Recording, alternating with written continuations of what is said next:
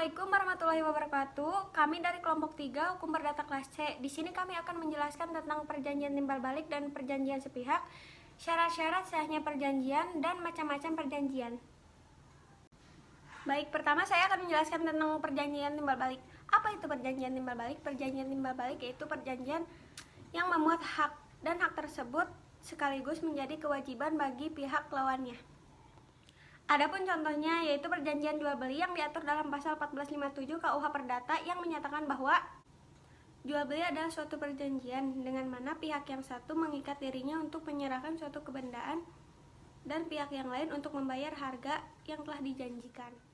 Perjanjian jual beli dalam KUH Perdata menentukan bahwa objek harus tertentu atau setidaknya dapat ditentukan wujud atau jumlahnya pada saat akan diserahkan hak milik atas barang kepada pembeli. KUH Perdata juga mengenal 3 macam barang, yaitu barang bergerak, barang tidak bergerak, dan barang tidak berwujud.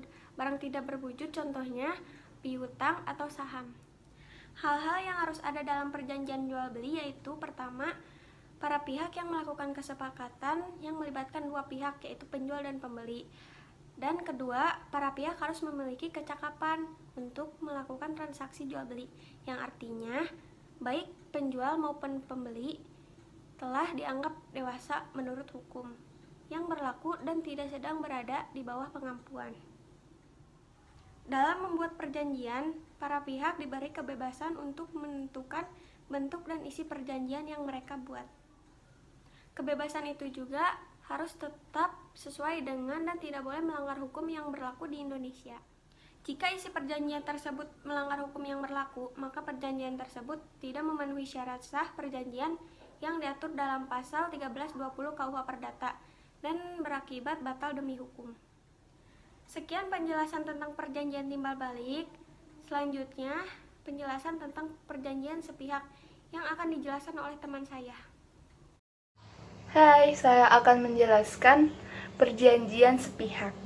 Nah, jadi perjanjian sepihak ini adalah perjanjian yang melahirkan kewajiban bagi satu orang dan hak bagi pihak lainnya. Dalam perjanjian ini, satu pihak bisa saja mengikatkan diri untuk menanggung atau menjamin kepada pihak kedua bahwa seorang pihak ketiga akan berbuat sesuatu. Nah, di dalam KUH Perdata ini tuh sesuatu yang dikecualikan. Nah, kenapa dikecualikan? Karena perjanjian sepihak ini tidak sesuai dengan hakikat perjanjian yang tertera pada KUH Perdata pasal 1313 yang di situ penjelasan hakikatnya adalah perbuatan satu atau lebih pihak untuk mengikatkan diri pada satu atau lebih pihak lainnya. Contoh dari perjanjian sepihak ini adalah perjanjian hibah. Jadi, saya menghibahkan sesuatu kepada orang lain dan orang lain itu yang menerima hibah saya akan mendapatkan hak atas hibah yang saya berikan. Seperti itu untuk kepentingan sesuatu yang menjadi tujuan saya menghibahkan suatu barang tersebut. Nah teman-teman, selanjutnya kita akan membahas mengenai syarat sahnya suatu perjanjian. Menurut pasal 1320 KUHP Perdata, syarat sahnya suatu perjanjian dibagi menjadi 4 macam. Yang pertama, adanya kesepakatan mengikatkan diri antara kedua belah pihak. Kesepakatan ini berarti adanya kesepakatan yang dibuat secara kehendak bebas. Menurut pasal 1321 KUHP Perdata, kesepakatan dianggap tidak ada apabila memenuhi unsur 1. Penipuan, 2.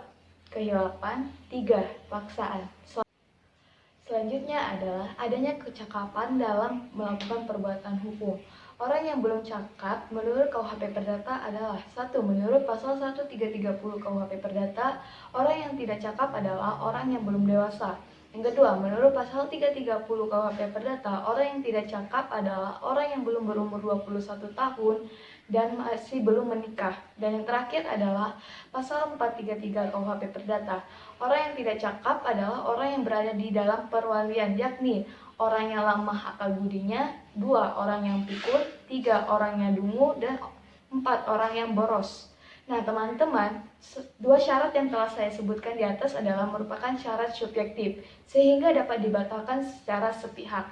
Nah selain itu, saya juga memiliki fun fact nih teman-teman buat kalian, bahwa ada atau tidaknya suatu materai di dalam suatu perjanjian itu tidak mempengaruhi suatu keabsahan dari perjanjian tersebut. Seperti yang sudah dijelaskan oleh teman saya pada poin 1 dan 2, saya selanjutnya akan menjelaskan poin selanjutnya, yaitu poin 3 dan 4.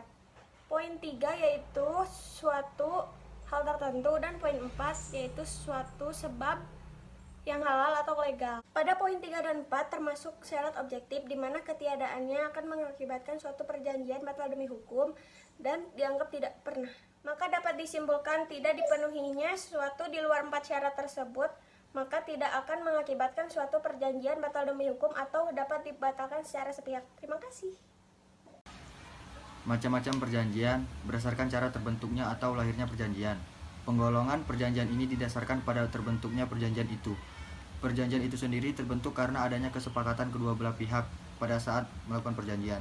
Yang pertama, perjanjian konsensuil. Perjanjian konsensuil adalah perjanjian yang mengikat sejak adanya kesepakatan dari kedua belah pihak. Jadi perjanjian lahir sejak detik tercapainya kata sepakat dari kedua belah pihak, misalnya jual beli dan sewa menyewa. Yang kedua, perjanjian real. Perjanjian ini adalah perjanjian yang mengikat jika disertai dengan perbuatan atau tindakan nyata. Jadi dengan adanya kata sepakat saja, perjanjian tersebut belum mengikat kedua belah pihak. Misalnya perjanjian penitipan barang dan perjanjian pinjam pakai. Dan yang ketiga, perjanjian formal. Perjanjian formal adalah perjanjian yang terikat pada bentuk tertentu. Jadi bentuknya harus sesuai dengan ketentuan-ketentuan yang berlaku. Jika bentuk perjanjian tersebut tidak sesuai dengan ketentuan, maka perjanjian tersebut tidak sah. Misalnya jual beli tanah harus dengan akta PPAT, dan pendirian perseroan terbatas harus dengan akta notaris. Macam-macam perjanjian ada yang berdasarkan keuntungan yang diperoleh. Penggolongan ini didasarkan pada keuntungan salah satu pihak dan adanya prestasi dari pihak lainnya.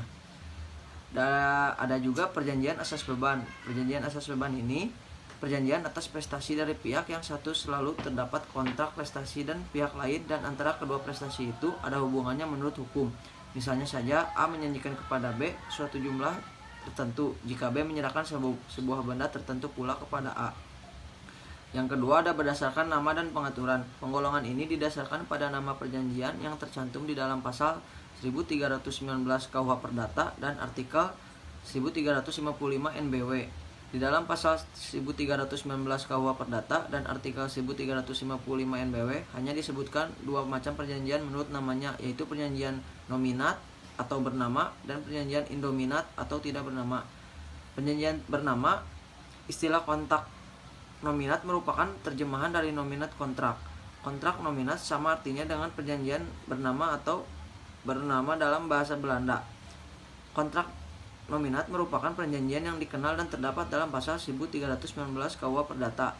Pasal 1319 KUH Perdata berbunyi, semua perjanjian, baik yang mempunyai nama khusus maupun yang tidak dikenal dengan suatu nama tertentu, tunduk pada peraturan umum yang termuat dalam bab ini dan bab yang lalu. Misalnya perjanjian jual beli, sewa menyewa, penitipan barang, pinjam pakai, asuransi, perjanjian pengangkutan. Perjanjian tidak bernama innominat. Perjanjian tidak bernama merupakan perjanjian yang tumbuh, hidup, dan berkembang. Dalam masyarakat, jenis perjanjian tidak bernama diatur dalam buku 3 KUH Perdata.